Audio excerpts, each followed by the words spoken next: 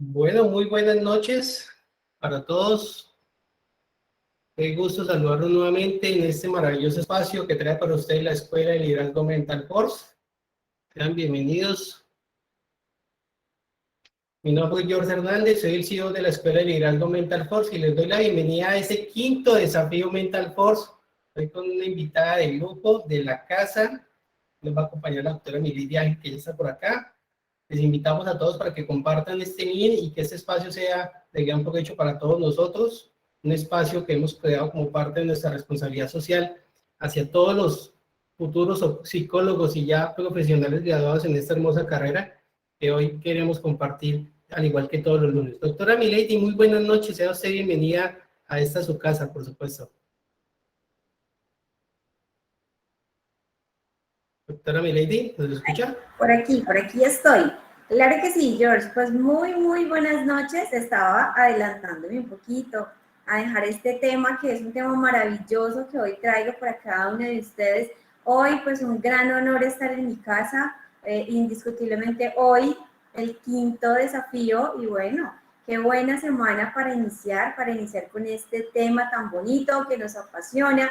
Por aquí nos saluda Liliana San Miguel, nos saluda Ana Borges, muy buenas noches para ellas y para cada uno de ustedes. De verdad, mil y mil gracias por hacer parte de este desafío, porque yo siempre lo he dicho, este proceso es un proceso muy lindo porque estamos tejiendo nuestra profesión. Estamos tejiendo indiscutiblemente una nueva red de apoyo de profesionales en la cual tenemos todas las eras para poder compartir conocimientos, y este es un espacio de la Escuela de Liderazgo y realmente pues George organiza para poder tener este deleite en acompañarnos. Entonces, a mí sí me encantaría saber desde dónde me están acompañando, no sé desde qué ciudades, no sé si tenemos también internacionales. Cuéntenme por favor, porque para mí eso es mi salario emocional. Por aquí nos saluda también, nos saluda Sandra, Ana de San José del Guaviare, de Villavicencio, desde Acacias. Muy bien. Buenas noches, saludos desde Medina, Cundinamarca. Hola Sandra, muy buenas noches, tan bella, muchísimas gracias. Metenses, indiscutiblemente, desde Castilla la Nueva, desde Bogotá, también nos acompaña desde San José, tan lindos, de verdad, muchas gracias. Desde Ibagué, indiscutiblemente, por aquí Erika Angarita nos da las gracias por ofrecer este espacio. Desde Medellín también nos acompaña, Meta presente. Claro que sí. Pues miren, qué bonito. Muchas gracias de verdad por esta bienvenida. Gracias por hacer parte de este proceso formativo que tendremos, como sin duda alguna, siempre desde Perú. Margarita. Hola Margarita, bienvenida. También nos acompañan. Qué bonito. Realmente miren que esto es un trabajo que la escuela viene realizando desde el año pasado, y para nosotros es un honor poder servir. Esto es lo que nos encanta hacer, nos apasiona ayudarnos, nos apasiona crecer indiscutiblemente en conocimiento y nada, en gratitud total con cada uno de ustedes. Desde la Dorada Caldas también. Ay, mami chica, qué responsabilidad tan grande tengo esta noche. Así Claro es, que doctora sí. Milady, a todos muchísimas gracias por acompañarnos en este maravilloso espacio. Claro que sí. Bueno, pues indiscutiblemente yo creo que es hora de comenzar. Nos encanta su puntualidad, nos encanta su participación, y por protocolo y pues indiscutiblemente respeto a todos, vamos a dar inicio. Hoy pues indiscutiblemente, como lo dijo George, pues mi nombre es Milady, soy psicóloga, especialista en psicología de la salud, manejo indiscutiblemente desde hace varios años el sector funerario también, por eso traigo este protocolo. De hecho, no vamos a ver uno ni dos, vamos a ver 3 protocolos de cómo vamos a poder comunicar esas malas noticias. Así que Mental Force presente, indiscutiblemente con estas herramientas teórico-prácticas precisas que ustedes necesitan para que puedan generar ese restablecimiento emocional que sus pacientes, consultantes o dolientes, como queramos, llamarle en cada una de nuestras regiones, necesitan. Entonces, indiscutiblemente, vamos a dar inicio a este protocolo en el acompañamiento de comunicación de esas malas noticias. ¿Listo? Entonces, vamos a dejar espacios para sus preguntas, para que por favor este es el espacio perfecto para hacerlas, ¿vale? Porque recuerden que es un proceso formativo y pues lo mejor es que la escuela nos lo brinda de manera gratuita. Qué bonito es. Entonces, a mí me encanta siempre, para quizás aquí que veo caritas conocidas, nombrecitos conocidos, como su docente también, pues a mí me encanta siempre proyectar un objetivo, ¿sí? ¿Y cuál es el objetivo que yo tengo para ustedes en este espacio? Es que hoy yo les voy a ofrecer herramientas prácticas de apoyo para las personas que están tomando este desafío Mental Force y de los que sí seguirán indiscutiblemente cada lunes, e incluso hasta los lunes festivos. ¿Listo? Entonces, para que se programen también. ¿Por qué? Porque nosotros como profesionales necesitamos esas herramientas prácticas, esas herramientas que nos permitan ayudar a elaborar diferentes procesos de duelo, que podamos reconocer esos procesos tan fuertes que es el dolor tras la pérdida y que indiscutiblemente como somos una red de apoyo profesional, pues necesitamos también trabajar en pro de ayudar a estas familias que particularmente pues han tenido diferentes pérdidas, ¿vale? Entonces este es mi objetivo, entonces espero que todos estemos de acuerdo y estemos en esa sintonía de poder trabajar en el mismo, ¿vale? Y yo quiero iniciar indiscutiblemente con un concepto, ¿sí? Porque cuando vamos a dar unas malas noticias, pues es un proceso del cual es tan necesario. Y yo hablo de duelo. Y ustedes dirán, ay, nos van a hablar de la muerte. Pero no, realmente yo quiero contarles que es que el duelo se vive desde otros ámbitos también. Pero la definición más global, más específica, es que como seres humanos, nosotros cuando vamos a elaborar un proceso de duelo, es porque indiscutiblemente como seres humanos desencadenamos diferentes reacciones, tanto físicas y emocionales. Quisiera citar algunas físicas. ¿Quién me ayuda? ¿Quién me ayuda a citar una reacción física? ¿Cuál sería? Ejemplo, dolor de cabeza. Otra, ¿cuál sería? Cuando tengo un impacto emocional, tengo un dolor de cabeza, es algo físico, ¿qué otro podría ser? Podría ser también una opresión en el pecho, Por supuesto, Marina, como claro que sí, dificultad para respirar. totalmente, hiperventilación incluso. Por aquí Paula nos dice dolor muscular, Eileen sudor, Argenis dice que mal de estómago, por supuesto, ¿sí? Y muchísimas más, ¿sí? Entonces el duelo desencadena esta parte. Ahora bien, desencadena también a nivel emocional. ¿Cómo cuáles? Dayanita, claro que sí, gastritis y muchísimas cosas más de nuestra barriguita. A nivel emocional, ¿qué será lo que nos da? Tristeza. Tristeza, Depresión. exactamente. Nos da indiscutiblemente llanto, ansiedad, ¿sí? Depresión, pues ya como un tema de síntomas también, ¿sí? Muy bien, perfecto. Impotencia. Claro que sí, ¿sí? Y de En esta, esta parte se podría llamar también que se encontraría una despersonalización también. la despersonalización, sí, también podría referirse desde el estado emocional. ¿Qué es la despersonalización? Que la persona siente que no es ella o él. Que no es ella. Exactamente, pero por supuesto, claro que sí se tiene. De hecho, en estos procesos es importante reconocer todo aquello que me genera o desencadena una reacción, tanto física como emocional.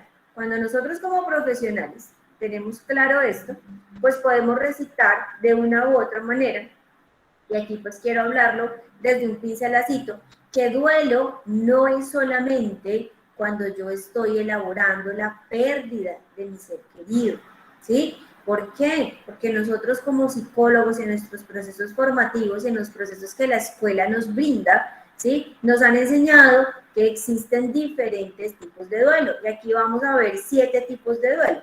Entonces está el duelo anticipado, ¿sí? Cuando hablamos de duelo anticipado, hacemos referencia cuando vamos a dar indiscutiblemente, si nos toca a nosotros como psicólogos, dar esa noticia o ese acompañamiento, ¿sí?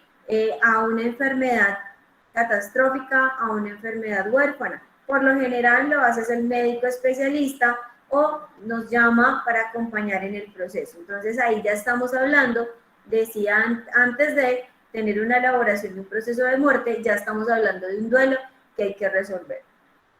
También tenemos un proceso de duelo patológico, ¿sí? Ahí sí ya se ha evidenciado un proceso de muerte, una ausencia, y esto pues se ha intensificado todas aquellas emociones o reacciones físicas y emocionales que hemos citado aquí de manera como equipo de trabajo, ¿sí? Entonces es importante reconocer. Cuando hablamos de un duelo sin resolver, ¿sí? Son aquellos duelos que, ejemplo, se ha establecido que tuvo un tipo de muerte natural, pero después de un tiempo se dieron cuenta que no era una muerte natural, sino fue una muerte violenta. Y la elaboración de estos procesos, para otras personitas que me han acompañado en procesos formativos, sabemos que es diferente. Entonces esto también hace parte de este proceso importante de lo que es el duelo. Hablamos del duelo ausente. Cuando las muertes violentas se presentan, pues no hay un cuerpo que velar. Y esto es un duelo, ¿sí? Es como le doy yo la noticia a la persona que indiscutiblemente fuimos a tal lugar, encontramos otros cuerpos, pero que el cuerpo de su ser querido no estaba, pero encontramos su ropa, ¿sí? O encontramos alguna parte de su cuerpo. Y esto es un duelo ausente, por lo cual también es una mala noticia que se debe de brindar, ¿sí? Fantina nos dice, tal vez lo que se vivió en pandemia, claro, de hecho cuando estuvimos en pandemia fue algo muy fuerte porque cuando las funerarias activaban los procesos protocolarios, pues indiscutiblemente la familia no podía ver el cuerpo, ¿sí? Entonces creía era por lo que el dictamen médico había establecido, no, su ser querido falleció y pues ya, y hasta ahí se quedaba, pero había una incredulidad ante el proceso, porque pues ¿cómo así? Pero si yo nunca vi nada, ¿sí? Entonces también es ausente. Mi lady, qué pena contigo. Ahí podríamos también llamar lo que sería un duelo complicado o dónde entraría el duelo complicado en este En proceso el, ok, de los en tipos ese de sería duelo. patológico, en ese puede Mm, ser patológico también, puede ser, aquí ok. tenemos uno que es el desautorizado, Marina también entraría ahí, porque inconscientemente yo todavía no acepto que realmente me estén diciendo que mi ser querido falleció, que yo lo llevé caminando, ¿sí? O en silla de ruedas a la clínica y a los 2 días ya me lo entregaron en otra presentación, ¿sí? Entonces puede ser también desautorizado. Tenemos el retardado, ¿sí? Que es cuando la persona ha tenido la pérdida, ¿sí? Y aquí hablo de una pérdida, digamos que existen, estos son los factores de duelo, ¿sí? Los tipos de duelo que existen, pero también existen otros tipos que son los tipos de pérdida. Y quizás los que ustedes más han escuchado son 3, desde lo material, lo emocional y lo ideológico, ¿sí? Que es desde la parte espiritual o de la religión. Este retardado, ejemplo, podemos ver cuando la persona no reconoce que realmente necesita de un tipo de duelo ser enfocado por medio de un profesional. Entonces como que se le da largas, que yo estoy en esa emancipación que yo solito puedo, que yo no necesito ayuda de nadie, y de esta manera pues yo como que voy retardando las cosas, ¿sí? O está el tipo de duelo inhibido, ¿sí? Que es en el cual se intensifica en algunos casos todo este proceso, ¿sí? Donde yo indiscutiblemente tengo que exagerar, ¿sí? O disminuir la elaboración del mismo. Intensificado, pues su palabra también lo refiere. Desautorizado lo hablábamos con Marina y los demás, que es cuando indiscutiblemente no puedo elaborar el proceso o incluso se me dice, usted por qué llora por ese ser querido, si le daba maltrato y se genera como esa cancelación a nivel emocional de la cual pues genera un gran dolor. Y hablamos del tipo de duelo, esto es un pincelacito definitivamente, del duelo distorsionado. Cuando nosotros hacemos referencia a este tipo de duelo distorsionado, es cuando se generan diferentes tipos de pérdida de manera continua. Es decir, por pandemia lo vivimos, entonces falleció el abuelo, falleció el tío, falleció el hermano, falleció el vecino, y digamos que se generaron diferentes pérdidas masivas, y esto pues se vuelve algo muy distorsionado porque hay que vivir el proceso de duelo, ¿vale? Hasta aquí, ¿cómo vamos? ¿Alguna pregunta o es claro mis tipos de duelo y mis tipos de pérdida? ¿Súper? Bueno, muy bien.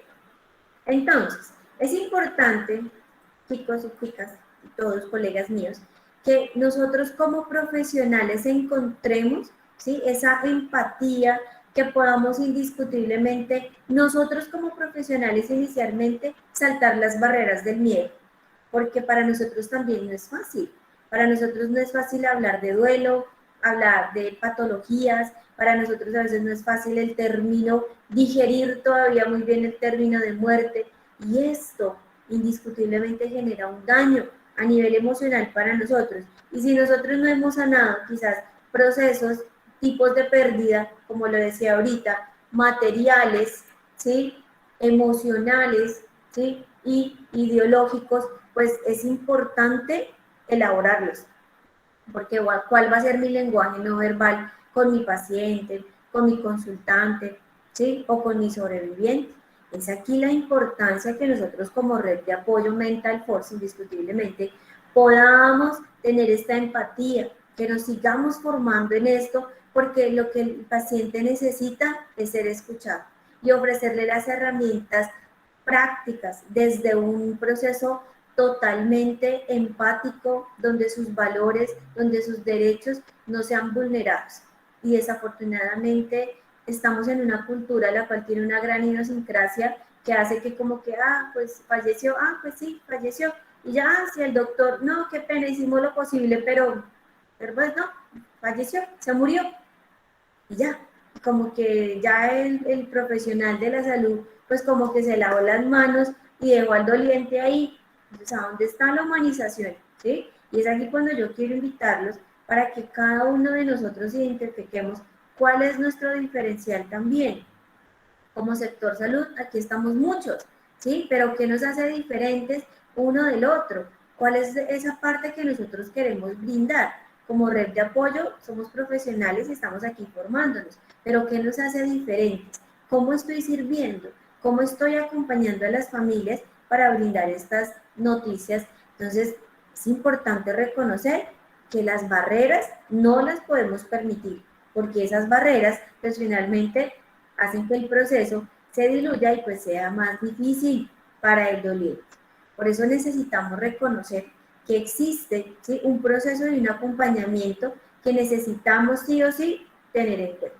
Entonces, el primero, y lo cito en mi material de apoyo, es que necesitamos familiarizarnos con los procesos de duelo. Y ya vimos que duelo no es solamente por la pérdida, ¿sí?, de mi ser querido. Necesitamos acompañar esos procesos, recordar esas etapas del duelo que dice Elizabeth Kulbers. Recordamos las etapas de Elizabeth. ¿Cuál es la primera etapa? Negación. Muy bien. Segunda etapa. Ay, profe, me la sé, pero en desorden. Vamos a decirlo así. Ira, enojo, no está Sí, ira. más bien. Negación. Negociación. Enojo. Sí, negociación. ¿Cuál es la otra? La que más generan una patología a los pacientes. Muy bien, Alejandra. Depresión. Depresión. Muy bien. La quinta. Aceptación. Aceptación. Sí. Claro Y que sí. resignificación. Entonces, aquí hacemos un recorderis. Estas 5 etapas que Elizabeth Kulber cita, indiscutiblemente el doliente no las vive así, en línea como las acabamos de citar, él las vive como al Pinochito, ¿sí? O como montaña rusa. Realmente la teoría se dice que se viven de forma de cono. ¿Por qué? Porque nuestra personalidad es tan diferente como nuestros deditos y pues aquí tenemos que respetar. Pero el profesional tiene que tener súper en cuenta estas etapas, ¿listo? Que hay que atravesarlas, ¿listo? Dice Paula, van variando, claro que sí. Ahora bien, ¿cuáles son las tareas del doctor James William Gordon? ¿Se acuerdan? ¿Las tienen presentes? Son 4 tareas. Quienes han visto procesos conmigo de elaboraciones de procesos de muerte y duelo, quizás las recordamos. Y si no, pues igual aquí estoy para recordárselas. Primero, aceptar la realidad de la pérdida, ¿sí? Esa es la primera tarea que mi doliente necesita elaborar. Por eso, como profesional, necesito tener el proceso formativo para ayudarlo. La segunda tarea es que el doliente reconozca sus estados emocionales. La tercera tarea La tercera tarea es que el doliente pueda reconocer esa ausencia y poder regular nuevamente visitas a donde acostumbraba ir con su ser querido. La principal, llegar a la casa y no encontrarlo. ¿Sí? Entonces eso indiscutiblemente es bastante fuerte. Y la cuarta, ¿cuál es? Es continuar con nuestra vida, recordar ese legado que mi ser querido ha dejado. Estas son las 4 tareas, ¿sí?, iniciales, porque existen 15 más, pero hoy solamente quiero recordarles las 4 primeras. Estas 4 las cita el doctor J. William Gordon, donde me enseña que esas son las tareas que como profesional yo necesito ayudarle, así es, Alejandra, a mi doliente. ¿En qué tiempo estimado?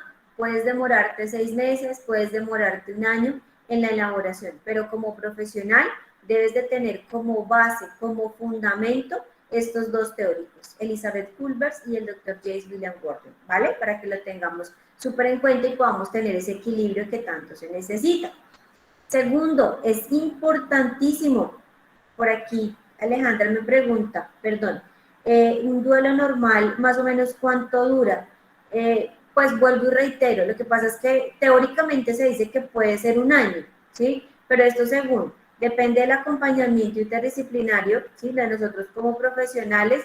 Segundo, que el paciente quiera elaborar las tareas. Y tercero, digamos que todo su entorno psicosocial. O sea, es que se involucran varios procesos, entonces, pero en teoría podríamos sí decir que según la teoría es 1 año, ¿vale? Muy bien, en un segundo estadio hablamos la importancia de evitar frases, digamos que como lastimar inconscientemente a la persona, como que, ay, lo siento mucho, como que, no, es que de verdad siento por lo que usted está pasando, dígame cuáles fueron las últimas palabras de él, ¿sí? Como que esto genera un shock, porque la persona hasta ahora está en la primera etapa, cuando se le da la noticia, y como revictimizarlo, pues es lo que necesitamos evitar.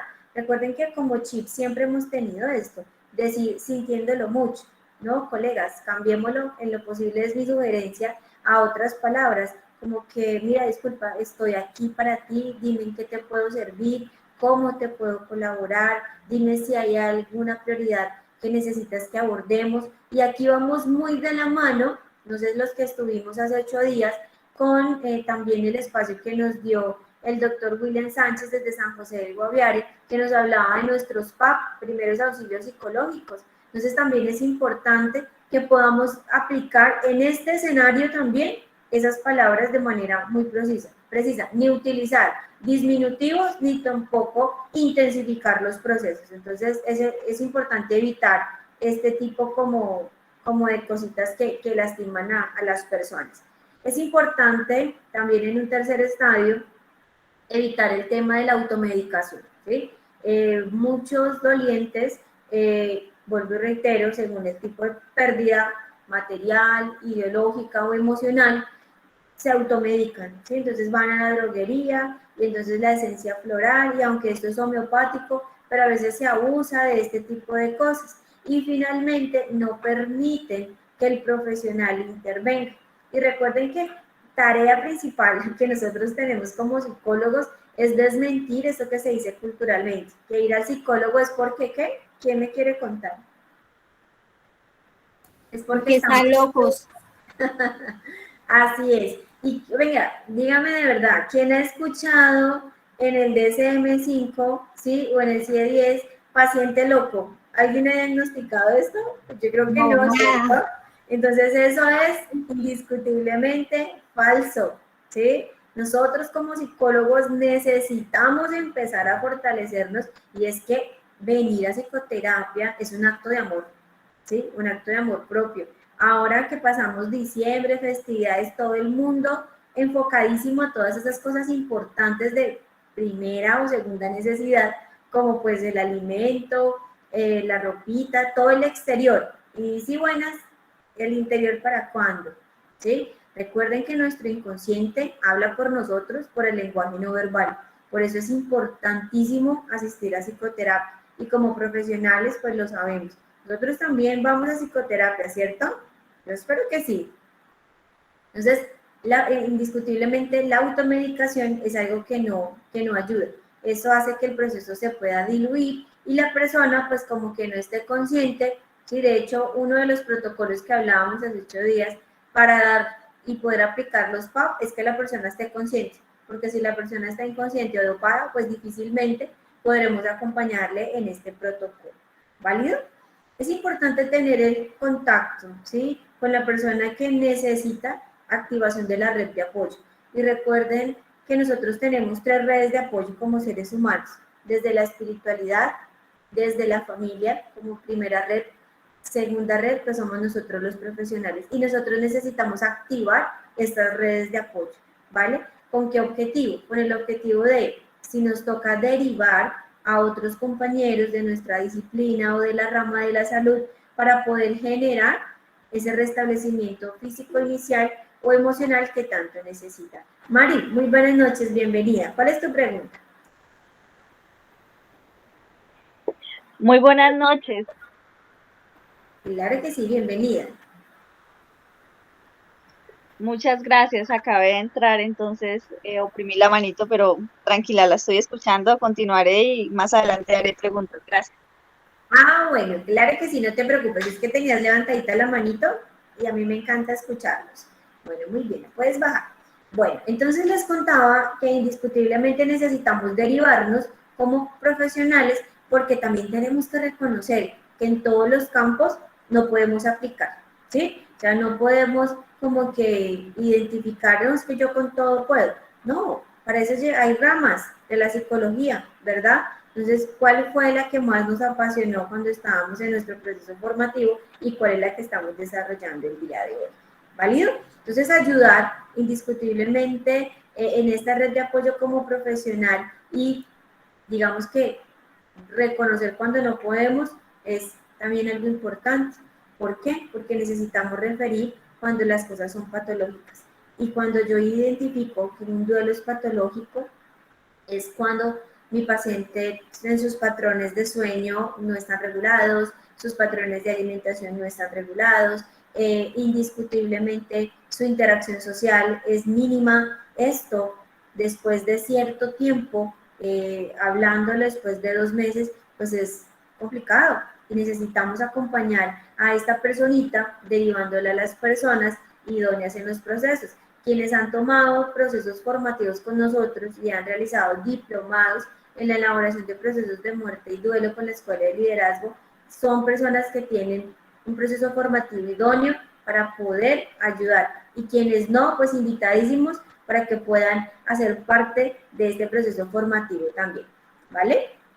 Entonces, vamos a empezar, ¿sí?, a fortalecer cómo vamos a dar estas malas noticias, ¿sí?, teniendo en cuenta 3 factores principales.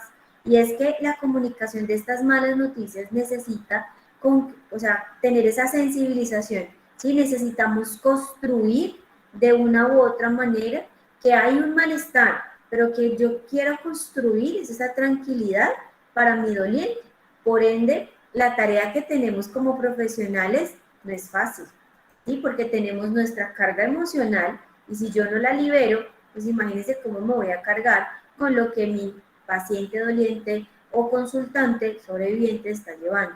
Por eso como profesionales necesitamos ayudarnos como sector salud, entre psicólogos, psiquiatras, médicos, enfermeras, jefatura indiscutiblemente también de este proceso tan bonito de enfermería. Necesitamos ayudarnos a fortalecer estos protocolos. Y un factor determinante siempre será el factor sociocultural. ¿Por qué? Porque existen avances tecnológicos, existen métodos y diagnósticos que cada día pues tienen una connotación. Démonos cuenta, pues tras COVID llegó indiscutiblemente otra patología de la cual pues necesitamos como que, retroalimentarnos, y esto hace parte de un proceso sociocultural que como profesionales de la salud estamos en la obligación de vivir actualizados, ¿sí? Pero pues tampoco podemos cargar la maleta emocional ¿sí? De todas las decisiones que se deben de tomar. Entonces, el factor sociocultural es muy relevante en este proceso, ¿vale? Hablamos de un segundo factor, que es el factor usuario-paciente, ¿sí? Este es el momento en que yo le voy a dar la mala noticia. Yo necesito identificar, ¿sí? ¿Cómo está esa persona? Mi lady se le escucha muy entrecortado. Claro que sí. ¿Los demás me escuchan bien? ¿Porfis me ayudan? Sí, Ok, señor. Sí, se Alejandra me escucha escucha bien. bien. Ana me escucha bien. Ok, Sandra, Fantina y tan bellos. Muchas gracias. Mari, te invitamos para Sí, yo que si escucho quieres bien. puedes salir y volver a ingresar y a ver si de pronto es tu internet, ¿vale? Todos me escuchan súper. Muchas gracias.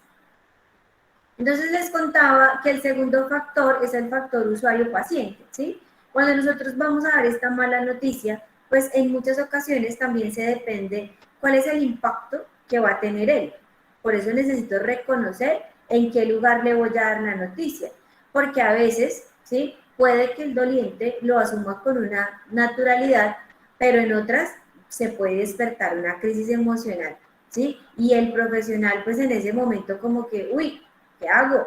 ¿Sí? Como profesional de la salud, tengo herramientas para manejar las patologías, tengo herramientas para solamente decirle su familiar falleció, su enfermedad, pues es algo incontrolable, pero si esta persona está en una crisis, chanfle, ¿cómo le ayudo para tener ese restablecimiento emocional y cómo tenerlo en cuenta? Entonces, por eso el factor usuario-paciente es algo también muy determinante y es un pilar que necesito tener en cuenta, ¿vale? Y el tercer factor ante, digamos que el personal sanitario, que somos todos nosotros también como profesionales, es dejar a un lado nuestros temores, ¿sí? Experimentar como profesionales esa humanización que tanto se pide, de la que tanto se habla, y entender que si yo no hago un buen proceso de aplicación de PAP y si no puedo llevar a cabo bien un protocolo de malas noticias, pues yo voy a tener que indiscutiblemente cargar con un proceso emocional también. Por eso es que miren la escuela realmente cómo ve desde el factor, desde la psicoeducación, la importancia que nos sigamos formando, ¿sí? Porque es necesario, es sumamente importante. Es importante que nosotros fortalezcamos esos lazos entre familia, entre paciente, ¿sí? Esa relación entre médico, entre, bueno, todas estas redes tan importantes que se necesitan fortalecer, porque si nosotros como profesionales no empezamos a negociar, pues miren qué pasa. Nosotros a nivel personal, como digamos que como profesionales, caemos también en situaciones o crisis de estrés, porque tenemos la expectativa, queremos dar un diagnóstico y tenemos la fe en que quizás todo pueda cambiar, pero a veces no sabemos manejar, digamos que esta situación y pues se vuelve muy complejo. Y finalmente las decisiones del tratamiento pues afectan a la familia. Hay quienes indiscutiblemente cuando se les da ese diagnóstico o ese proceso generan un silencio que es una parte principal, ¿sí? Que es el cerco del silencio que dura 24 horas. La persona está como en ese shock y como que, bueno, ¿y qué hago con mi enfermedad? ¿Será que le cuento a mi familia? ¿Será que quedo como mejor en stand-by y solamente pues ya cuando esté en mis últimos días? Y todo esto nosotros tenemos que tener en cuenta para sensibilizar directamente a mi doliente, paciente, consultante o sobreviviente. ¿Listo? ¿Cómo vamos hasta aquí? ¿Vamos claros con los factores? Listo, súper. Bueno, muy bien. Recuerden que ustedes son los que direccionan este espacio. ¿Listo? Porque así es que aprendemos con preguntitas y demás. Bueno, muy bien. Entonces, tomen nota, por favor, porque vamos a empezar con el primer protocolo, ¿sí? Y hoy quiero citar el protocolo EPICE. ¿Y en qué consiste? E, que es entorno, P, que es percepción, que es quizás observar, ¿sí? La percepción del paciente, cómo me ve el paciente, ¿sí? Como profesional, y generar una invitación. C, cómo voy a comunicar desde la comunicación indiscutiblemente, valga la redundancia, asertiva. E, desde la empatía, que como profesional necesito aplicar, y la otra E, que es la estrategia, ¿sí? Entonces vamos a reconocer uno a uno, ¿sí? ¿Cómo podemos ayudar? Y es ahí donde les voy a citar, pues digamos que cada uno de ellos. Entonces, por ejemplo, en el E, ¿sí? En el inicial, que es en el entorno, ¿sí? Yo que necesito revisar como profesional, debo de tener claro a dónde voy a dar la noticia, ¿sí? Entonces yo necesito elegir un lugar adecuado para hacer la entrevista, para dar esa, pues digamos que esa noticia, ¿sí? Un lugar donde pues digamos que sea algo muy tranquilo, tampoco pues algo muy ostentoso, pues generalmente pues son nuestros consultorios, los consultorios médicos de las clínicas o de los hospitales, donde ese espacio tenga una muy buena luminosidad, que tenga una muy buena ventilación, que tenga indiscutiblemente un buen aroma, ¿sí? Porque pues también todos estos factores afectan, ¿sí? Necesitamos que ese entorno se tenga una privacidad, porque es importante disponer de una privacidad, porque cuando yo esté dando el diagnóstico, recordemos lo que les citaba ahorita del cerco del silencio, si la persona, el doliente, no quiere compartir su diagnóstico con la familia, ¿sí? Entonces, pues es algo de lo cual sí o sí nosotros como profesionales debemos de garantizarle esa privacidad, ¿sí? Necesitamos que dentro de la privacidad, y es algo de lo cual yo le llamo no negociable para mí, cuando se están dando estas noticias, se está indiscutiblemente en una sesión de psicoterapia, las interrupciones cero, o sea, nosotros como profesionales, eso no se negocia, que si suena el teléfono, que si tocan la puerta, a no ser que pues tú estés esperando a alguien y con antelación lo estés diciendo. Pero ¿por qué es algo que no se negocia? Porque si mi paciente en este momento me está verbalizando algo importante y llega ese estímulo externo, él queda pasmado, ¿sí? Entonces no puede, digamos que indiscutiblemente verbalizar a nivel emocional lo que se le está presentando, ¿sí? Entonces eso se anula y eso es gravísimo, ¿sí? Porque tendríamos que nuevamente volver a empezar. Milena, muy buenas noches, bienvenida. Levantaste la manita. Hola, sí señora, ¿me escucha? Por supuesto, claro que Buenas sí. noches. Mi lady, una pregunta. Claro que sí. ¿A partir de qué tiempo o pues más o menos pues un estimado se le puede aconsejar a una familia o a una persona que sería bueno asistir a terapia, pues como para ayudar con todo el tema del duelo? Ok, claro que sí, Milena. Bueno, pues primero que todo es importante reconocer que nosotros como profesionales necesitamos es direccionar, ¿vale? Con tu permiso y con mucho cariño te lo digo, no lo citemos como aconsejar, porque también a veces ellos es cuando malinterpretan, hay un consejo me lo da cualquiera, ¿vale? Entonces siempre es sensibilizar a la persona, como decirle, oye, mira, es importante que podamos asistir a un servicio de psicoterapia, mira que nosotros como psicólogos prestamos la escucha activa, no somos quien para juzgar, queremos darte las herramientas para poder llevar este proceso. ¿Y en qué momento es? Si el paciente, ¿sí?, reconoce que su ser querido está en una enfermedad, desde ahí, ¿sí? Si su ser querido falleció, desde el momento que falleció, necesita el acompañamiento multidisciplinar, que somos nosotros. Eso es fundamental, Elena, ¿vale? Espero haber dado respuesta a tu preguntita. ¿Listo? Claro que sí, con muchísimo gusto.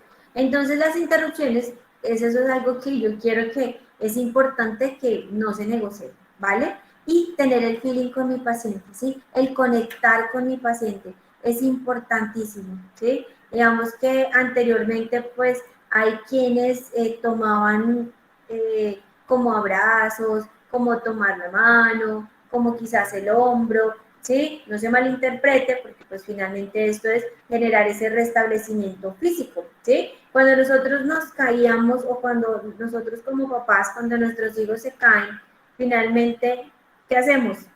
Sobamos, ¿cierto? Y al sobar, ¿qué pasa? ¿Qué se genera? Una estimulación, ¿verdad? Y esa estimulación, pues indiscutiblemente genera un placer, como que no, venga, ya, estás bien, vamos, vamos. Entonces genera ese restablecimiento físico. Entonces los golpecitos, también por eso es que se utilizan, o incluso en temas de ansiedad, se utiliza mucho la respiración consciente de la mariposa. ¿Alguien la conoce? Sí, profe. Ok, esa es súper. ¿Cómo funciona? Para los que de pronto no la conocen. es cerrar los ojitos, ¿sí? El paciente cierra los ojitos, le pone sus bracitos tal cual como ven en la imagen, cruzados, y al momento de inhalar, levantan las manos y al exhalar, después de sostenerlo a 5, hacen un golpe. ¿Sí? Y así sucesivamente durante 5, digamos que consecutivas respiraciones conscientes. ¿Esto hace qué? Que indiscutiblemente la persona tenga un restablecimiento físico y emocional, ¿vale? Entonces, es clara mi primer entorno, ¿sí? De mi protocolo EPIC, la E de entorno. ¿Listo? ¿Es clarísimo? ¿O tenemos alguna pregunta? Muy bien, vale. Vamos entonces ahora con la P, que es la percepción, ¿sí? Yo necesito reconocer en 2 pasos el paciente cómo está, ¿sí? Primero, yo necesito reconocer por medio de un diálogo, ¿sí? Hacerle esa pregunta abierta a la persona de que si puedo ayudarle, ¿sí? Que si está dispuesto, ¿sí? ¿Qué puedo hacer por él? Es necesario. Y de esta manera, saber cómo puedo ayudar. Entonces son 2 preguntas que aunque parezca lo mismo, son diferentes. Primero, ¿te puedo ayudar? Segundo, dime cómo te puedo ayudar. ¿Listo? Entonces esa percepción, porque yo puedo decir, no, yo quiero ayudarle a elaborar su proceso de duelo, pero el paciente no, yo necesito, sí me puede ayudar, pero quiero que me ayude primero a hacer los trámites funerarios. Un ejemplo, si citamos esta pérdida, ¿sí? Entonces digamos que la percepción, la forma en que se observaba era diferente, pero por eso hay que preguntar, ¿válido? Entonces, en la I, que viene siendo la otra parte de mi protocolo, es la invitación, ¿sí? ¿Por qué la invitación? Porque no todos los pacientes tienen esa adaptabilidad para decir, oiga, sí, sí quiero la ayuda, oiga, sí, reconozco que indiscutiblemente, aunque las palabras, aunque el proceso sea tan doloroso, sí quiero recibir esa ayuda. Entonces, para ello, ¿qué necesitamos? Entonces, ¿le gustaría que le brindara más información? ¿Le gustaría de pronto que buscáramos un espacio más privado, más específico, donde podamos empezar a tratar esto de lo cual a usted le está ocasionando este dolor emocional? Y es que recordemos que como psicólogos, nosotros es importante trabajar más que todo el presente. Yo tengo una herramienta y se las voy a compartir. El pasado está atrás, ¿sí? Y solo la traigo al presente para sanarlas con un profesional, es decir, con todos los que estamos aquí presentes. ¿Listo? Segundo, el presente necesito modificarlo. Por eso es importante preguntar, ¿cuál es tu motivo de consulta? ¿En qué te puedo ayudar? Y el futuro se debe construir con 3 acompañamientos, como lo decía ahorita, desde la espiritualidad, desde la familia y desde el acompañamiento profesional. ¿Vale? Por aquí Daisy tiene levantadita la mano. Buenas noches, bienvenida. ¿Cuál es tu Doctora, muy buenas noches. Yo quiero hacerle una pregunta. Cuando un paciente está con ese duelo, lleva más o menos 6 meses por la pérdida de sus padres y también la pérdida de un novio, ¿qué se puede hacer ahí? Porque no ha recibido tampoco como esa asesoría pues psicológica. Ok, recuerda que es un duelo que está distorsionado porque tiene 3 pérdidas, ¿sí? Y al tenerse en esas 3 pérdidas, pues sí o sí necesita el acompañamiento de un psicólogo profesional, pues que tenga la idoneidad en estos procesos formativos, ¿sí? ¿Por qué? Porque cada duelo es diferente, porque el papel de mamá era uno, de papá era otro y de novio era otro. E incluso el de duelo, el de pareja, se puede intensificar un poco más. ¿Por qué? Quizás por heridas emocionales, quizás por apegos afectivos. Entonces, necesitamos sensibilizar a la personita y explicarle, ¿sí? Que necesita, por amor a estas personitas que partieron, por amor a sí mismo, de empezar a elaborar estos procesos. Pero aquí, digamos que ese sería un no negociable, pero el paciente es el que lo decide. ¿Vale, Daisy? Gracias. Espero dar respuesta a tu pregunta. Claro que sí. Entonces, miren, vamos en esta invitación tan importante de poderle hablar con las herramientas claras y precisas a mi doliente, ¿vale? Vamos a nuestro cuarto pasito, ¿sí? De estas palabras que veníamos hablando, y es que vamos a la C, que es el conocimiento, ¿sí? Y en este conocimiento se desglosan algunos pasitos también que quiero que tengan muy en cuenta a la hora de dar esas malas noticias. ¿Por qué? Porque en lo primero, cuando hablo de conocimiento, y pues lo habíamos citado un poquito atrás, y es utilizar las frases precisas, las palabras más idóneas, ¿sí? Yo no hablo de tener un lenguaje técnico, porque es lo contrario, yo siempre invito a que tengamos como profesionales un lenguaje sencillo, ¿sí? Porque yo creo que nosotros hablamos en términos aquí como profesionales y pues todos nos entendemos, ¿sí? Pero la familia no. Entonces los invitamos también a que tengamos una muy buena comunicación con un lenguaje sencillo para dar estas malas noticias, para notificar los procedimientos o desafortunadamente pues ya dar contundentemente esa noticia de la cual pues la familia quizás no quisiera escuchar. ¿Y por qué lo necesito hacer de esta forma? Porque al transmitir mi información, yo necesito confirmarle a mi paciente lo que me está escuchando, ¿sí? De estas maneras, pues yo puedo indiscutiblemente como manejar mi mismo lenguaje sencillo. Entonces, si yo le hablo, si fuera desde la parte médica, si yo le hablo que una metástasis, si yo le hablo que una biopsia, que si yo le hablo con términos así, pues, bueno, doctor o doctora, dígame qué es eso. ¿Sí? Entonces, yo necesito explicarle lo más sencillo posible, porque recuerden que mi paciente en ese momento, mi consultante, tiene una carga emocional tan fuerte que no sabe qué pasó con su ser querido, sabe que llegó a la clínica, pero no sabe.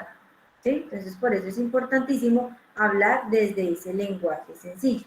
Y ser francos, ¿sí? Pero no intensificar las cosas, ¿sí? Ah, es que tenía un cáncer, hizo metástasis y se murió. No, venga, ¿dónde está la sensibilización y la humanización de nosotros como profesionales? Necesitamos soltar la información, pero ¿cómo?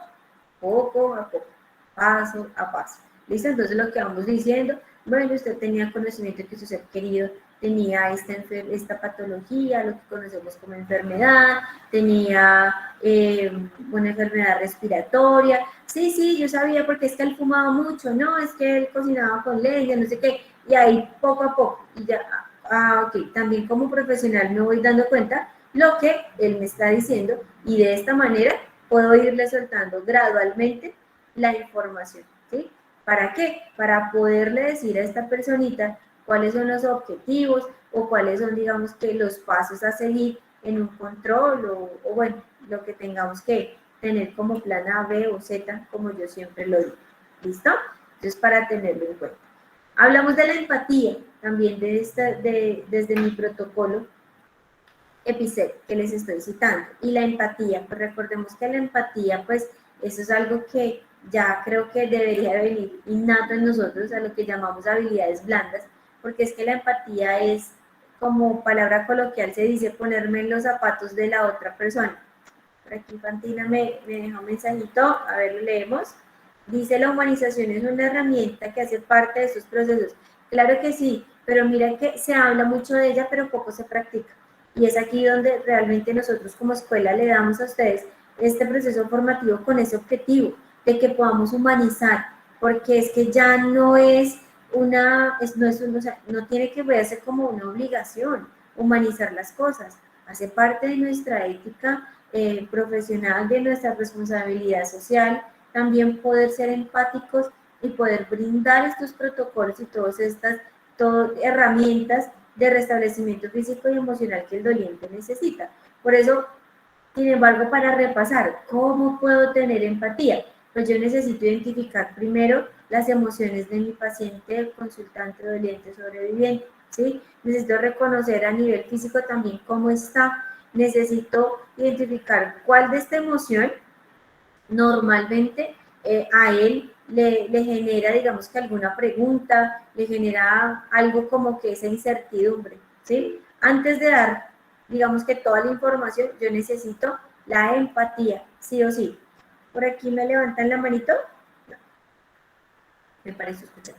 Entonces, es importante que yo tenga la empatía, así que antes de darle la noticia, yo haya tenido como una oportunidad de preparar el terreno, de preparar previamente, pues bueno, cómo son los sentimientos de la persona, si hay una historia escucharla, ¿sí? Pues con un límite de tiempo, indiscutiblemente, pero es necesario. Entonces la empatía la construyo también desde ahí. Y por último hablamos de E, que son las estrategias, ¿sí? Y para dar las noticias, pues yo necesito 3 pasos. Primero, necesito resumir todo lo que vimos, ¿sí? Todo este protocolo. Necesito comprobar, ¿sí? Que el paciente me entendió lo que yo le dije, con mi lenguaje sencillo, ¿sí? Necesito, en mi tercer proceso, formular este plan de acción, ¿sí? Entonces, su ser querido ha fallecido, la verdad estoy aquí para acompañarle y permítame decirle cuál sería el paso a seguir, ¿sí? Entonces, ¿cuál es el paso a seguir? Pues iniciar con las 4 tareas del Dr. James William Gordon. Recuerden que las etapas de Elizabeth son ese check-in list, ¿sí? Necesario, pero las tareas son las 4 que por ahora les socializo y esperamos en otro espacio formativo compartirles las 15 adicionales, ¿vale? De esta manera es que se trabaja el protocolo EPI-CI, ¿vale? ¿Tengo preguntas o es clarísimo mi protocolo? Muy claro, doctora. Vale, Liliana, muy bien. Muy bien, Fantina. Milena, nuevamente bienvenida. Cuéntame tu pregunta. Sí, señora. Bueno, tomando en cuenta un poco, pues, lo que nos has contado, ¿no? Lo que nos has hablado, ¿qué se debería hacer, pues, tomando en cuenta que al informar de una muerte violenta, cómo llegar a la familia y poder contar esa historia o poder dar esa noticia sin que se genere, pues obviamente, un traumatismo más grande? Por Por ejemplo, supuesto. un suicidio, no sé, una muerte pues que sea bastante violenta. Entonces, Claro que sí, Milena. Súper tu pregunta, me encanta. Mira, ¿qué pasa? Nosotros como profesionales, indiscutiblemente, sabemos que no podemos ocultar información, ¿sí? Pero tampoco podemos intensificarla. Entonces, ejemplo, entonces llega el médico y pues recibe el cuerpo, hacen todas las maniobras para pues, salvarle la vida a la persona, pero pues indiscutiblemente fueron 15 impactos de bala, ¿sí? Siendo esta una muerte violenta. Entonces, nosotros, ¿sí? Indiscutiblemente, como profesionales, no podemos ocultar algo que ellos van a conocer. ¿A dónde? Pues porque va a haber un dictamen médico, porque hay indiscutiblemente una investigación, ¿sí? De la cual ellos como familia determinarán si continúan los procesos investigativos o si finalizan ahí. Entonces, yo tengo que reconocerle a la persona, ¿sí? Que más que reconocer y sentir, porque digamos que el doliente en ese momento dice, es que fueron 15 tiros, es que fueron esos momentos y yo creo que mi ser querido tuvo que sufrir un montón, ¿sí? Pero es que tú y yo no sabemos cuál fue el primer impacto, ¿sí? Si fue fulminante, ¿cómo fue? Pero entonces no es intensificarlo para que, como tú lo dices, no se vuelva patológico, pero sí es reconocer que hubo un impacto de bala que finalmente pudo haber sido la primera o la quinceava indiscutiblemente bala que acabó con la vida del ser querido. Pero la verdad no la puedo ocultar. Pero lo que sí hago es no intensificar. ¿Sí? Espero haber sido clara con tu respuesta, Milena. sí, muchísimas gracias, muy amable. Claro que sí, con mucho Gracias. gusto. Liliana, tenías levantadita la mano, después sigue Marina. Bueno, yo trabajo con el sector salud. ¿Cómo debería ser el acompañamiento a un paciente cuando se le da la noticia que tiene cáncer? Porque es que, ¿qué pasa? Muchas veces se le da la noticia y el paciente queda al aire. Y son muchos los cambios que vienen tanto en el paciente como en el entorno familiar. Y una vez se le pregunta al paciente, ya pidió apoyo psicológico, ya pidió asesoría. No, que no hay citas, que hasta dentro de 3 meses. Si uno ve una persona que está desesperada porque el médico le dice que va para quimio, va para radio, que se le va a caer el pelo, que le va a cambiar esto, y su entorno familiar cambia. Entonces, ¿cómo debería ser como ese acompañamiento no solo al paciente, sino a todo su entorno familiar? ¿O cómo se haría para llegar a él? Porque uno ve muy pobre, o sea, muy deficiente ese acompañamiento y hay personas que no las mata la enfermedad, desafortunadamente. las mata la depresión y la angustia y la soledad, la impotencia y la tramitología. Y me quedo con un cerrado, doctora. Doctora, ¿no se escucha? Ay, perdóname, yo aquí hablando. Te decía Liliana que tan bonita. Muchas gracias por tu pregunta, porque lo primero que nosotros, vuelvo y reitero, y discúlpeme ser como disco rayado, pero es la humanización. Miren, si nosotros empezáramos a trabajar las patologías desde un enfoque diferente, desde una humanización, sería, digamos, que un impacto más constructivo. Pero ¿qué pasa? Cuando nos hablan de cáncer, ¿qué es la palabra que viene enseguida? Muerto. No, ya me voy a morir. Automáticamente el inconsciente del paciente empieza a activar enfermedades psicosomáticas, ¿sí? Y a eso súmale la tramitología, súmale la victimización de la misma familia. Entonces, ¿qué pasa? Es que nosotros no estamos educados para recibir ese tipo de patologías. ¿Por qué? Porque nos las han mostrado desde un proceso muy amarillista y eso hace que el proceso sea más difícil, ¿sí? Nosotros pues sabemos en teoría que todos somos portadores de células cancerígenas, pero que uno digamos que las desencadenamos más que otros.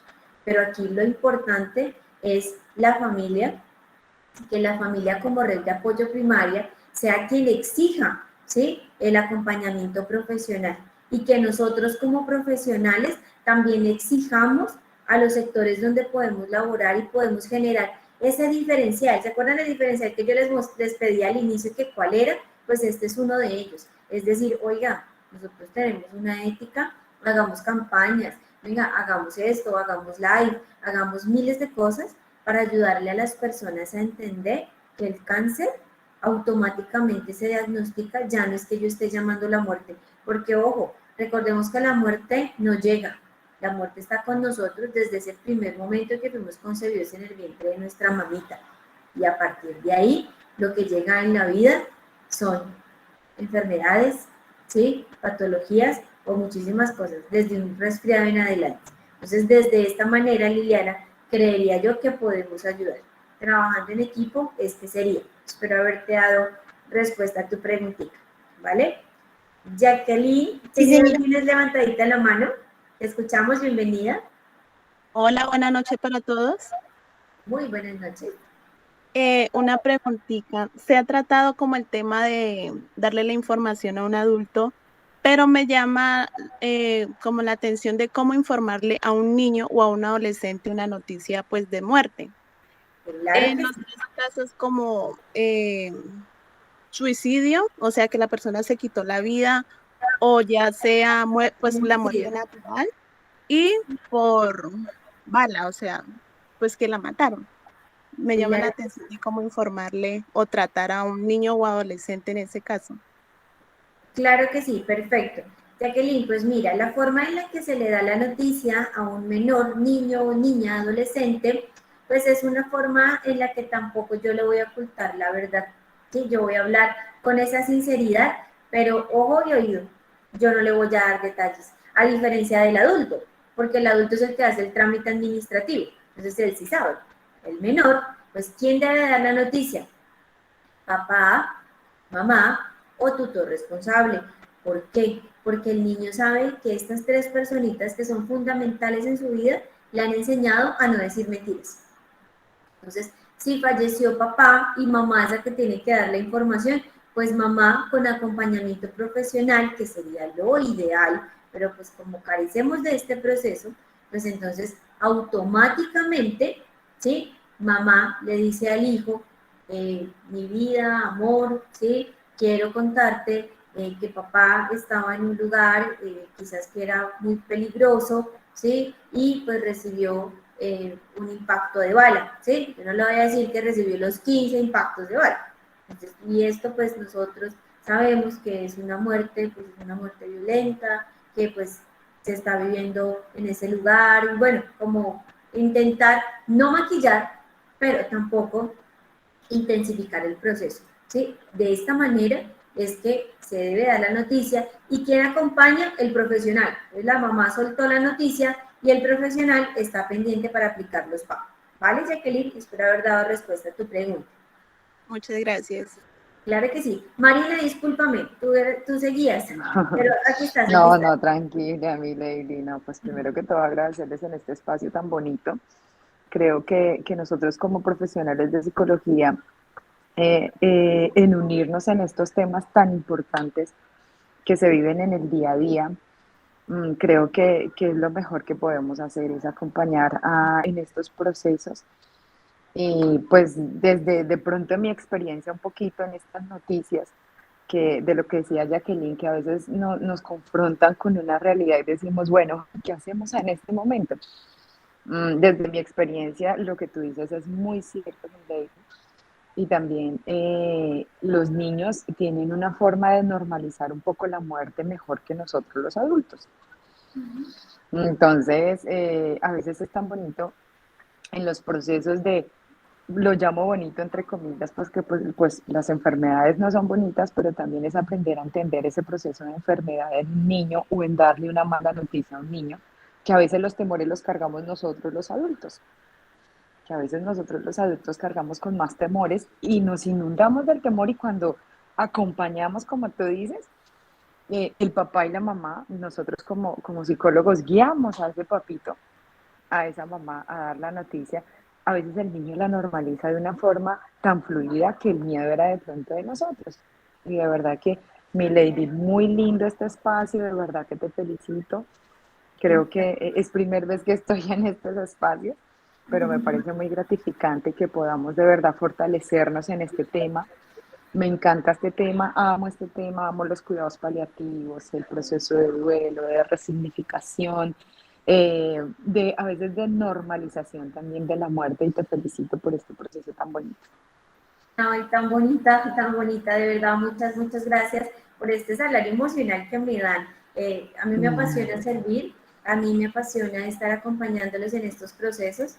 Creo que esta es la manera, este es mi diferencial, darles a conocer todo lo que he aprendido en mi proceso formativo, en mi experiencia como profesional, y por eso es que nació la escuela, para formarnos, y por eso quienes no se han formado en duelo con nosotros, por favor, ¿sí? Indiscutiblemente la invitación. Nosotros tenemos un protocolo, hago aquí un paréntesis chiquitico para fortalecer lo que Jacqueline decía y lo que Mónica nos contaba, un protocolo muy importante de 4 claves de cómo decirle al niño, digamos que este tipo de pérdidas. Y uno es la detención, la irreversibilidad, la causa y la universalidad. Cuando yo hablo de la detención, es de detenerme a buscar las palabras acorde a las cuales le voy a hablar al niño. Porque es que yo al niño no le puedo hablar literal. Es que la abuelita se fue a dormir. El niño le va a tener un terror y a dormir. Yo no le puedo decir al niño, es que papito Dios se llevó al papá. Pues esa figura, pues de papá Dios, pues le va a tener un terror. ¿Sí? Eso es de la detención.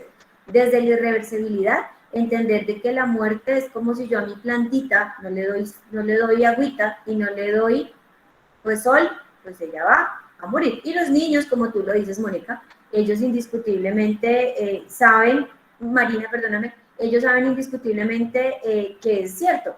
Entonces ellos ya ese proceso en el colegio lo han conocido. La causa, entonces yo voy a decir si fue una muerte natural o fue una muerte violenta, pero oído, no detalles profundos. ¿Listo?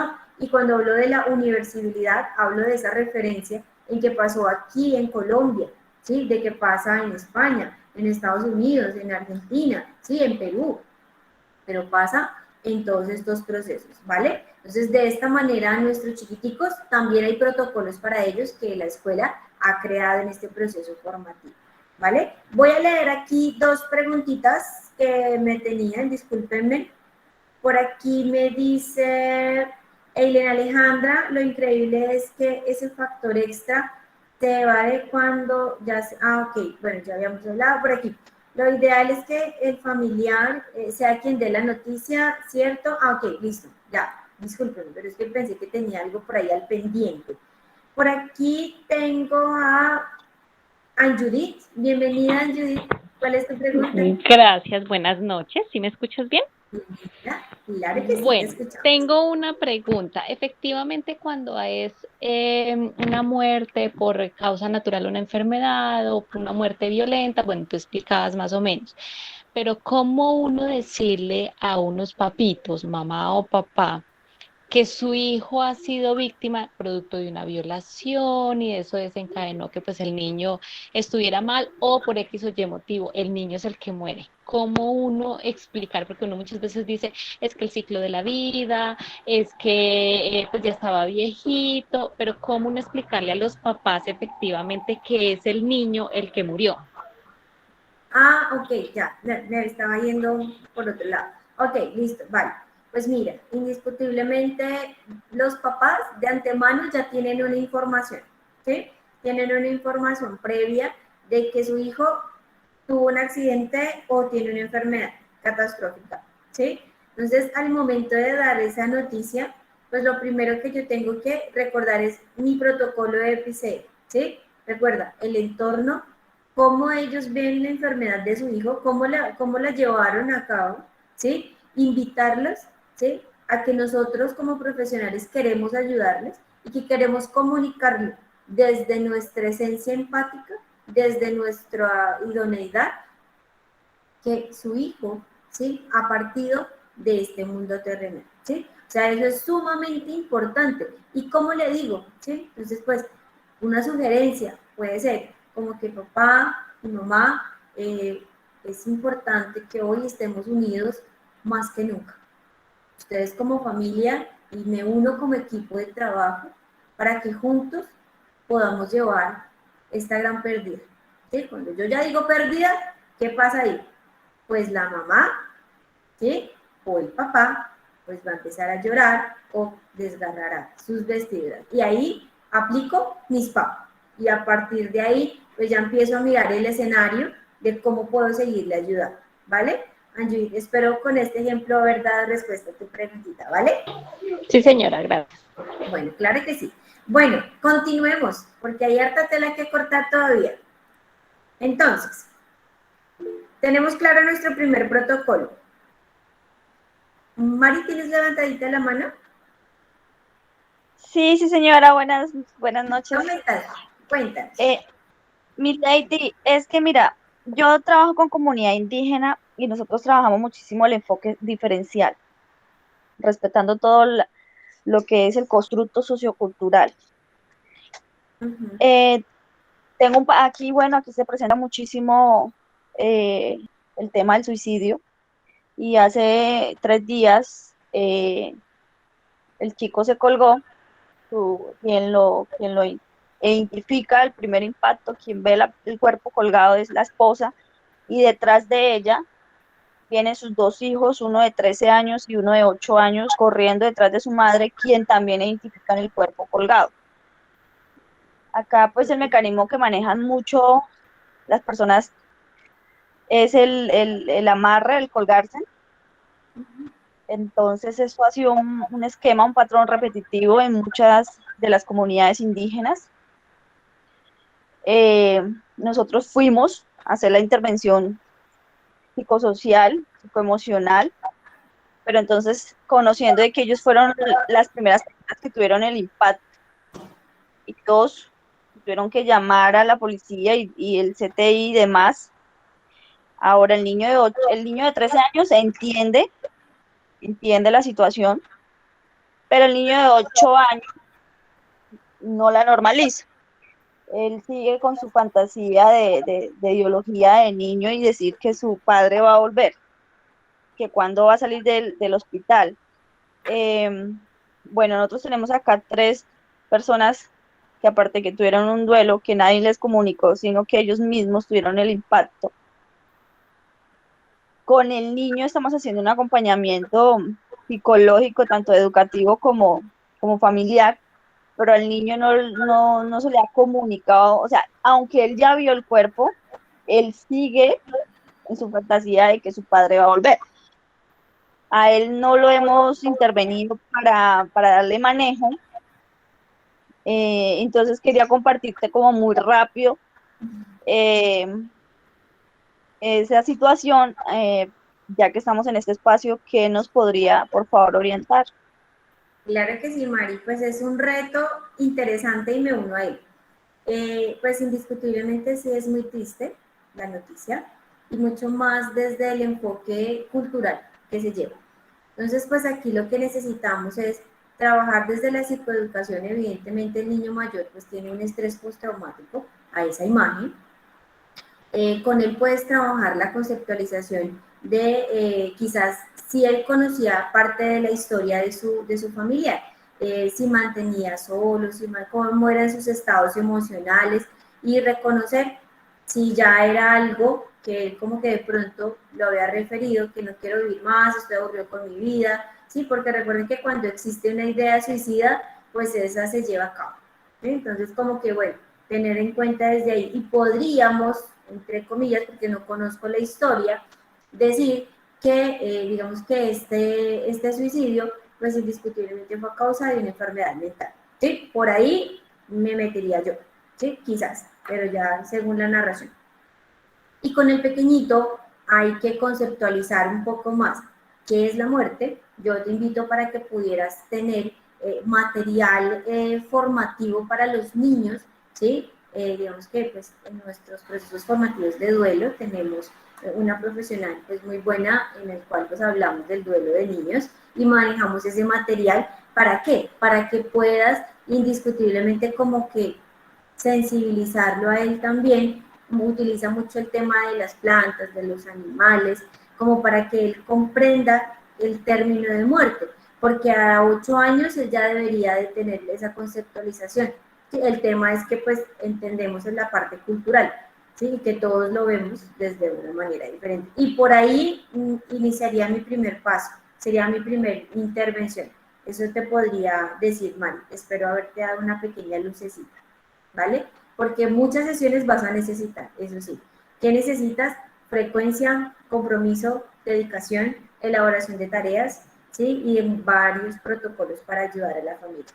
Porque esto no es solamente un dolor familiar, sino también es un dolor social, como tú lo citabas, porque muchas familias lo están replicando. Y esto pues es bastante complejo. ¿Vale, Mari? Sí, muchas gracias. Bueno, No, hay algo que realmente es muy cultural, es que, bueno, todo es parte de un constructo social, ¿no? Cultural. total. Y aquí las comunidades indígenas han aprendido muchísimo a somatizar, a guardar silencio. Ellos no logran expresar lo que sienten y lo que piensan. Es Quizás cierto. porque desconocen cómo tener ese hilo de conversación y se trata de tener ese vínculo y trasvase con ellos desde un lenguaje puro, sencillo, pero no se logra. Ellos somatizan mucho y es algo que es tan difícil lograr entrar a esa raíz emocional y, y que ellos abandonan muy rápido, digamos, abandonan muy rápido la red de apoyo o las intervenciones psicológicas. Sí, Es más, sabes, ellos perdóname. yo creo que se curan solos. Lo que pasa es que son duelos que finalmente no son resueltos, ¿sí? Por su etnia cultural. Dice Sandrita acá y es muy cierto, todos manejan unos ritos de una manera diferente. Otra cosa que te sugeriría, que esa sí la puedes trabajar ahora pronto, como a ellos no les gusta tener tanto tiempo en procesos y sesiones, trabaja mucho inteligencia emocional, ¿sí? De Daniel Goleman, es importante, ¿sí? Busca material de él también y quizás por ahí también te puedes ayudar y direccionar, ¿válido? Bueno, muy bien, yo continúo con el permiso de ustedes, porque aún tenemos 2 protocolos pendientes y tela que cortar. Entonces, vamos a hablar de este protocolo, que es el protocolo Babe Bootcamp, ¿sí? Del cual indiscutiblemente necesitamos reconocer. Y este protocolo tiene 6 etapas. Y estas 6 etapas, pues necesitamos trabajarlas de una manera pues muy específica. Aquí pues ya cada uno se va a moldear a qué protocolo le gusta más, ¿sí? Cómo quiere empezar como a trabajarlo. Este protocolo se trabaja mucho desde cuidado paliativo. Entonces por aquí teníamos a una compañerita, una colega que nos contaba que le encanta el tema del cuidado paliativo. Entonces este se trabaja mucho desde ese enfoque.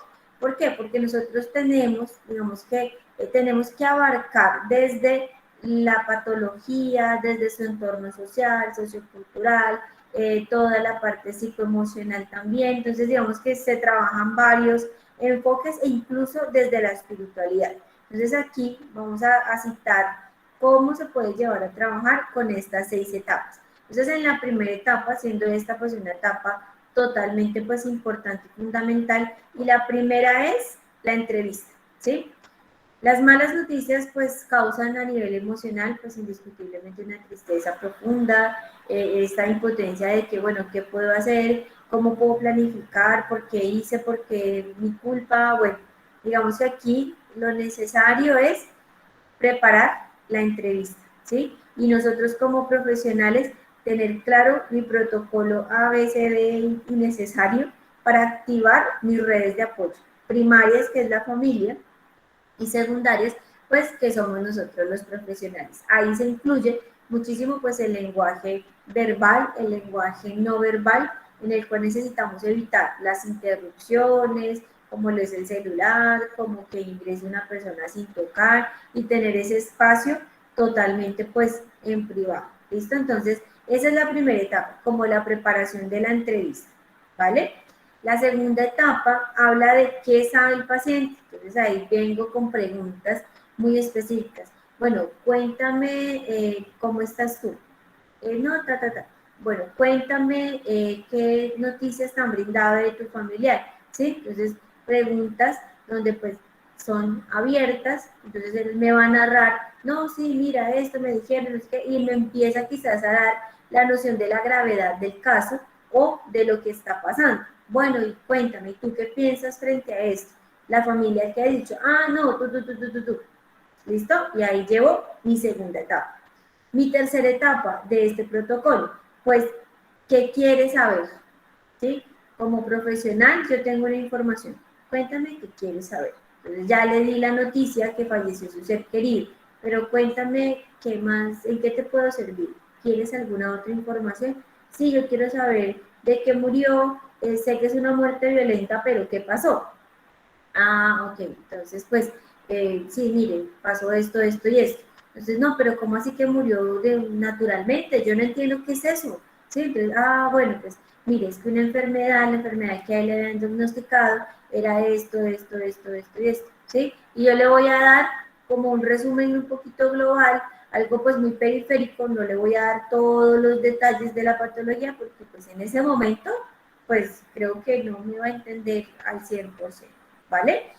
Cuarta etapa, ¿sí? Y es compartir la información. Vuelvo y reitero, lenguaje sencillo, la empatía, ¿sí? No tener ese temor, pues aunque sean culturas diferentes, como lo hablábamos ahorita con nuestra compañerita Mari, pues hay que hablarlos, ¿sí? Hay que comunicarlo desde esa fase en la que pues somos sinceros y no podemos pues tener, digamos que esa digamos que diversificar el contenido, no es lo bueno, ¿vale? Quinta etapa, identificar y aceptar y responder las reducciones emocionales, ¿sí? Entonces, reconocer restablecimientos físicos y restablecimientos emocionales, ¿sí? ¿Cuáles son? ¿Sí? ¿Cuáles son esas reacciones que tienen? Que fue con lo que citamos al inicio. Entonces, yo no puedo como profesional decirle, no, mire, no llore más, no, mire, venga, yo lo medico, no. Si va a llorar, dejémoslo llorar. Expliquémosle qué es la tristeza, ¿sí? Manejemos todo lo que dice Daniel Goleman en la inteligencia emocional. Mire, yo siempre le he dicho que es volver a lo básico para los que tenemos hijos, sobrinos. Hemos visto la película de Disney Intensamente, ¿sí? Es una película que nos ayuda a tener un abordaje inicial de lo que son nuestras emociones. Entonces, esas emociones hay que trabajarlas siempre y se aplican a todo en la vida. Entonces, hay que trabajar esa parte emocional sin tener esa limitante, porque siempre se va a requerir, ¿válido? En mi sexta etapa, pues yo necesito hacer ese resumen y planificar con estrategias qué va a pasar, cómo cierro la entrevista, ¿sí? Cómo indiscutiblemente le di las herramientas, por favor, que su paciente doliente sobreviviente no salga con una verbalización pero como que, y bueno, ¿qué tengo que hacer? Uy, no sé, no me dijo que para la próxima sesión, sí, no, por favor, propóngase como un objetivo principal de restablecimiento emocional, dar una herramienta, ¿sí? Una herramienta, llámese una respiración consciente, una tarea de un inventario de emociones, un inventario de cómo tiene diferentes reacciones físicas, ¿sí? O sea, aquí yo lo decía hoy a una estudiante, que finalmente nosotros tenemos que despertar esa pedagogía que tenemos en nuestro interior, porque es necesario, ¿sí? Quizás nos volvemos pues cuaderneros, pero pues nos encanta finalmente la profesión, pero es necesario. Recordemos que la psicología no se puede plasmar solamente con el lenguaje no verbal, sino también con el verbal, ¿sí? Y con las tareas. Y muchos somos visuales. Creo que es un proceso y un pilar fundamental para poder llevar a cabo la psicoeducación. Entonces, miren, desde esta manera es que nosotros podemos practicar este segundo protocolo. ¿Listo? ¿Tenemos alguna pregunta o me es claro? Los escucho.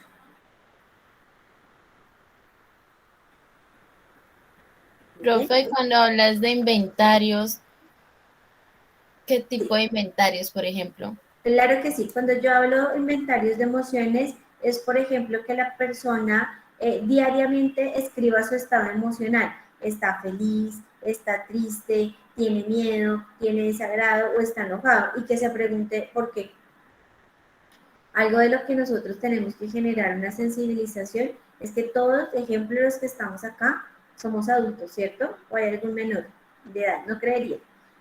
Pero realmente necesitamos recordar que tenemos un niño interior. Y ese niño interior no podemos seguirlo dejando solo.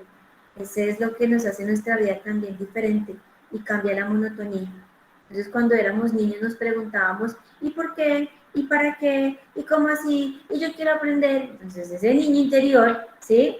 Con un muy buen límite, por favor, no nos vamos a salir del esquema, pues debemos de cuestionarlo. Y de ahí nacen esos inventarios de emociones. ¿Vale, Luz? Espero haber dado respuesta a tu preguntita.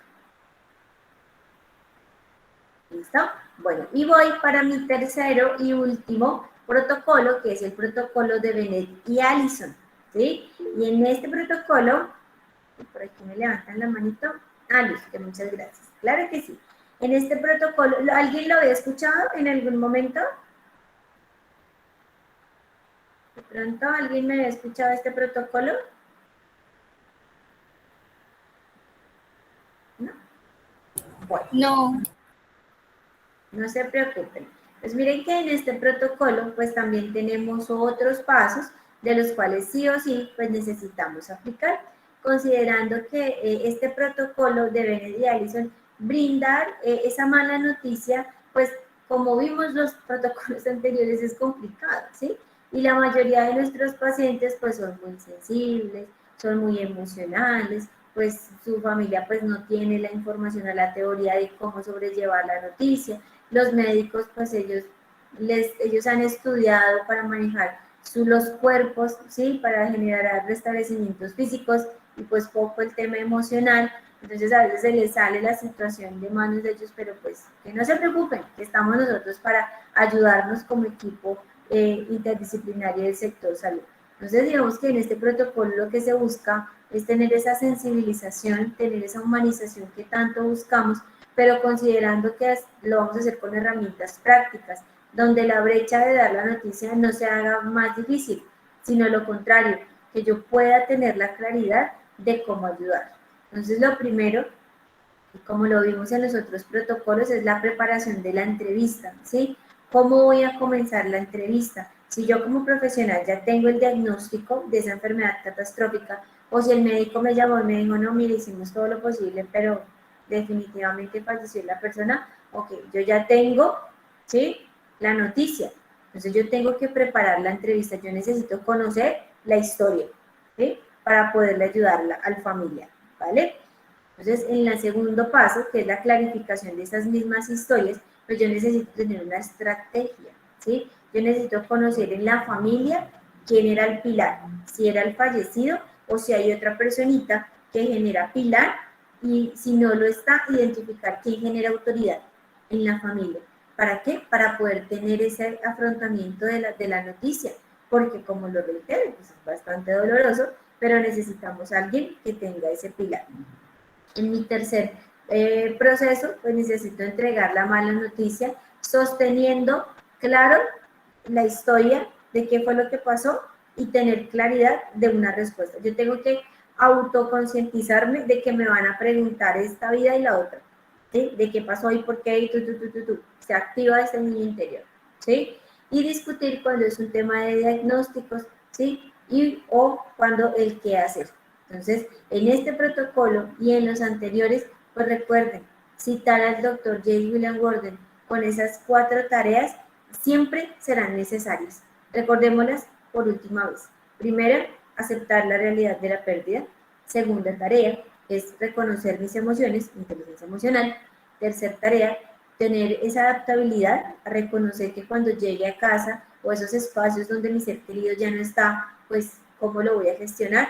Y cuarto, reconocer que mi vida debe de continuar, que somos sobrevivientes cuando hemos perdido, ya bien sea o algo material, algo ideológico o algo emocional. ¿Sí? En la parte emocional pues entran las pérdidas por muerte. Entonces, indiscutiblemente, de esta manera es como yo les puedo hoy ofrecer a ustedes desde este proceso formativo que la Escuela de Liderazgo me permitió, ¿sí? Desde mi casa, acompañarlos a ustedes con estos 3 protocolos. Entonces, pues, para mí, de verdad, un sinfín de gracias, muy honrada al tenerlos a ustedes aquí conectados en este espacio formativo. Invitadísimos, por favor, que este sea el salario emocional de la escuela, que nos sigan en nuestras redes sociales, @mentalforce.edu.com. Si alguien quisiera información más detallada sobre quizás este proceso formativo que tuvimos el día de hoy, se pueden comunicar a la línea que están ahí, 314-404-9090. Y de esta manera, pues mil gracias, tan bonitos, todas esas invitaciones, gracias y bueno, todas esas cosas bonitas que me escriben. Pero antes de irnos, por favor, no se me desconecten, regálenme la foto, por favor. A mí me encanta mi foto de recuerdo, mi foto emocional. Entonces, invitadísimos para que activemos esas cámaras. Hola, mire, por allá en grupo, tan bellos. María Silvia, hola. Nuri, Milena. Bueno, voy a dejar de compartir mi presentación para poder, porfa, tómenle en print de pantalla a nuestras redes.